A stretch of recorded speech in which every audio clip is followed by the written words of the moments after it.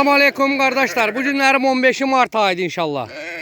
Bak bu gördüğünüz 450 baş yelinli boğaz heyvanlar satılır. Allah özü de kardeş. Hal çekmeye sonra xeyir versin. Bak böyle bozkere heyvanlardır. Görürsünüz kardeş. 450 başdır. 450 baş. Kim ne kadar istəyir? İstəyirsə də satıram. Qiymət danışarıq. İndi çomda bir qiymətə inşallah razılaşıb verərəm. Bakın kardeşler.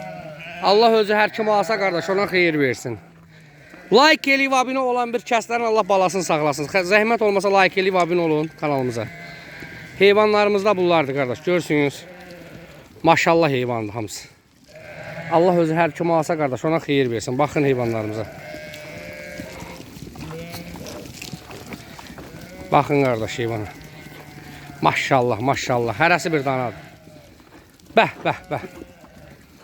Bakın kardeş. 450 başlı. 50 tane de balal koynumda var kardeş. Koçlarım da bak bunlardır bak.